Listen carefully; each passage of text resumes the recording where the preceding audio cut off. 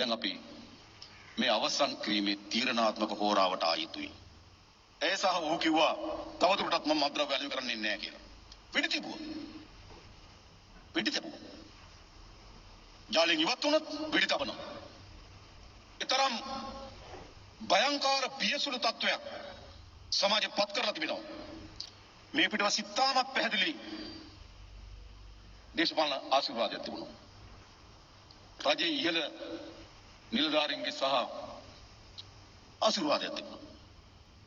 සමහර අයගේ දේපල දිස බලපුවාම ඒ රැකියාවෙන් ඒ දේපල උපයා ගන්න බැරි බව අපි කවුරුත් දන්නවා. මට ගොඩක් අය කියනවා ඕගොල්ලෝ මේක කරන්නේ නැත්නම් වෙන කවුරුත් මේක කරන්නේ නැහැ කියලා කියනවා.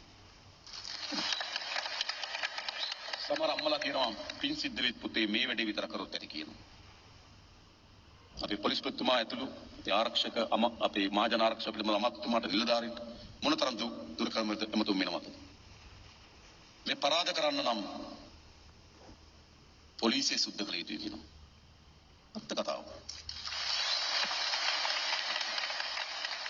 සමහර ගම්වල මතයක් තිබුණා තොරතුරු පොලිසියට දීපුවාම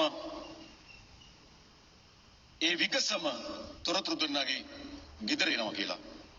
අනිත් අය මම දන්නවා වර්තමාන පොලිස්පතිතුමත් අපේ පොලිස් ඉහළ නිලධාරී මණ්ඩලය අපේ මහජන ආරක්ෂක පිරිබඳ අමාත්‍යතුමත් විශාල වෙහෙසක් දරනවා මේ අවසන් කරන්න.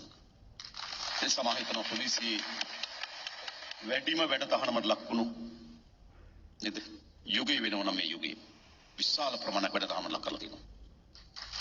අපි අනිත් සියලු නිලධාරියන්ට කියන්නේ වහාම එම ජාලයෙන් ඉවත් වෙනවා. වහාම ඔබට ඔබගේ රැකියාවේ සුරක්ෂිතභාවය, ඔබගේ යුනිෆෝම් එකේ ගෞරවය, ඔබගේ තනතුරේ වටිනාකම ආරක්ෂා කරන ඉදිරියට යන්න. එසේ නැත්නම් එක වහාම මෙම කාර්යයන් ඉවත් නොවුණු අපි ඉවත් කරනවා. සියලු සහාය සපයන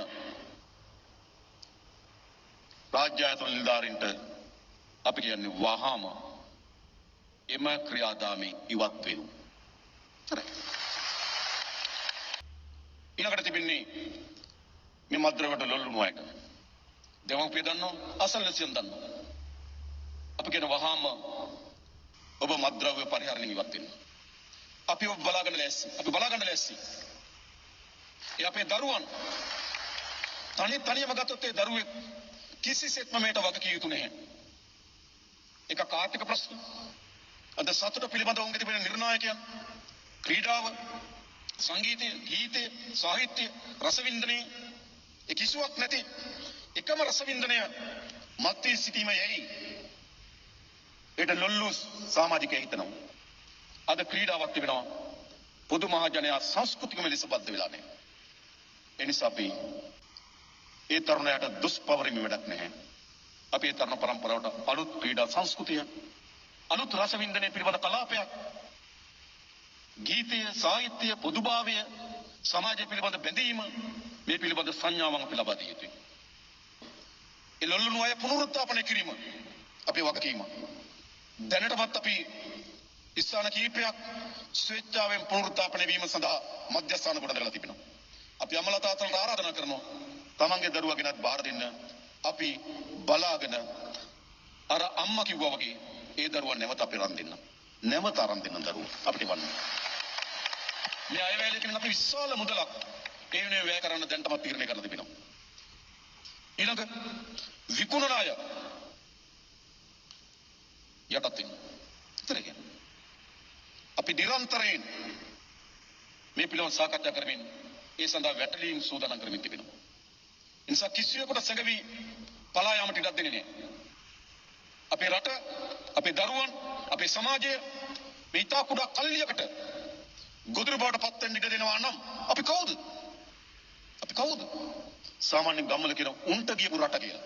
මතක තියාගන්න මේක උන්ට ගියපු රට නොවන බව. ඊළඟ අපේ ආම්ද්‍රණ වංශීලා, අපේ ආගමික උතුමන්ලා ඒකාබද්ධ කරපු මේ උමක් ගැන අපි කල්පනා කරලා තියෙනවා. වහන්සේලාගේ අනුශාසනාවන් කරන සෑම අවස්ථාවකදීම මේ පණිවිඩය අපේ සමාජයට දෙන්න, මේ ව්‍යසනයේ මුදවා ගැනීම සඳහා අපි පොරබදමු. ඒ සඳහා අපේ හාමුදුරන් වහන්සේලාගේ අපේ පියතුමන්ලාගේ ආගමික තුමන්ලාගේ සහාය අපි අපේක්ෂා කරමු.